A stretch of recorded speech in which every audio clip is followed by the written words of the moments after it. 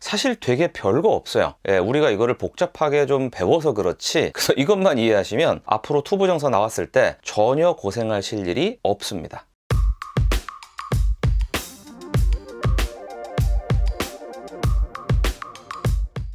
이 단어의 형태가 앞서 나오는 주어의 인칭과 수 따위에 의해서 정해지면은 그런 것을 보통 정형 동사나 정동사라고 부릅니다. 이게 좀 말이 어렵죠? 그러니까 예를 들어서 대부분의 영어 동사들을 다 이거라고 보시면 되는데, 비동사를 생각해 보세요. 비동사는 모양이 대부분 다 다르게 생겼죠. 예를 들어서 주어가 1인칭 단수 I면은 I am, 그 다음에 you면은 you are, 그 다음에 he면 he is, 이런 식으로 현재형이 있고, 또 과거형도 또 다 다르게 생겼습니다. 근데 일반 동사들은 생각해 보시면 3인칭 단수일 때만 한번 변해요. 그래서 배우다라는 단어를 가지고 learn 이라는 단어를 가지고 한번 해보면, 나는 배운다라고 현재 시제로 얘기를 하잖아요. 그러면 I learn 이렇게 되죠. 그리고 네가 배운다, 이때도 형태가 you learn입니다. 여기까지는 이 learn이라는 동사의 원형과 주어가 1인칭 단수일 때 그리고 2인칭 단수일 때 현재형으로 쓰일 때의 모습이 똑같습니다. 그런데 주어가 3인칭 단수이고 시제가 현재면요, 바뀌죠. 이때 어떻게 바뀌냐면 he learns 또는 she learns, 이렇게 s가 붙는 형태로 바뀝니다. 그리고 또 나머지 복수로 가면은 원형이랑 똑같은 현재형을 갖습니다. 다 learn이죠. 그런데 이것은 영어라는 언어만의 특징입니다. 다른 유럽 언어들은 이 주어가 뭐인지에 따라서 동사들의 형태가 단 한 개도 같지 않은 경우가 대부분이고, 비슷하더라도 다른 게 더 많습니다. 그러니까 매번 동사 모양이 바뀐다고 보시면 되는데, 영어는 이렇게 현재형일 때 주어가 3인칭 단수일 때 한 번만 어떤 변화가 있고, 심지어 과거형일 때는 다 똑같습니다. 전부 다 learned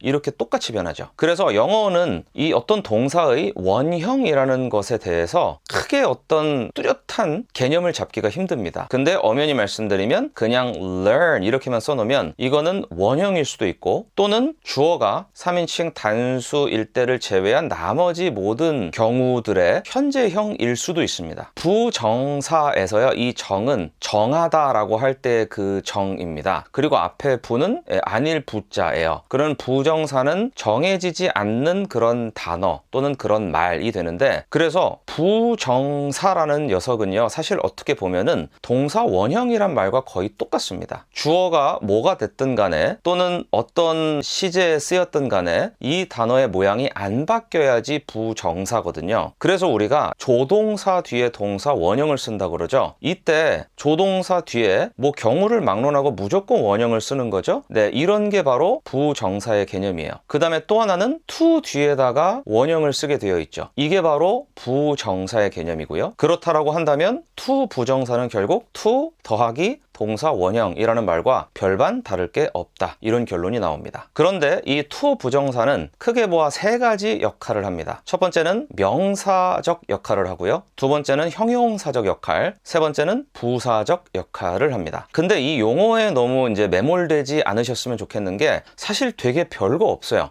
우리가 이거를 복잡하게 좀 배워서 그렇지, 명사적 역할이라는 거는 쉽게 말해 to와 동사 원형을 합쳐서 얘를 명사처럼 그냥 쓴다는 얘기입니다.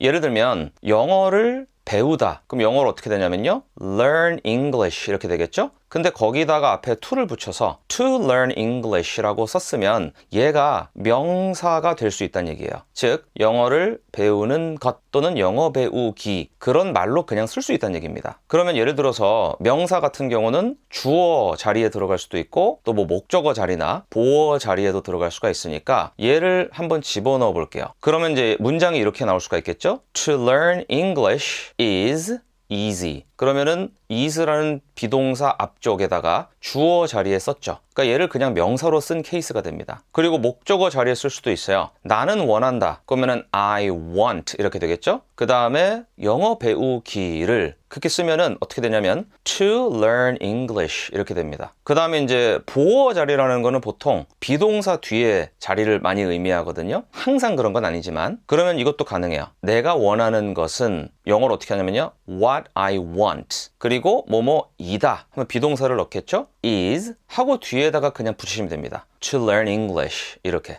자, 그냥 이게 명사적 역할을 하는 경우죠. 그래서 보통 to 부정사를 배우게 되면 이거를 명사적 용법 이렇게 배워요. 예, 그래서 혹시나 이제 그런 파트를 공부하고 계신 분들은 이게 그냥 그 얘기다라고만 알아두시면 되겠습니다. 자, 그러면 형용사적 역할을 한다는 것은 무슨 얘기냐? 형용사라는 것은 보통 명사를 아주 분명하게 밝혀주는 역할을 합니다. 그러니까 그 명사가 무슨 명사인지 구체적인 설명을 해주는 게 형용사예요. 자, 예를 들어 볼게요. 마시다라는 동사로 영어에 drink가 있죠? 그러면 to와 drink를 합쳐서 to drink. 예, 이렇게 하면은 이제 이게 to 부정사인데 얘를요. water, 물이라는 명사 뒤에다가 붙여보겠습니다. 그러면 앞에 나오는 water, 물이죠? 그 다음에 to drink. 이게 뭐냐면 마실. 이런 뜻입니다. 그러면 마실이라는 일종의 형용사가 온 거죠. 그래서 이 to drink를 이런 경우에 형용사적 용법이라고 부릅니다. 그래서 요게 바로 여러분께서 알고 계시는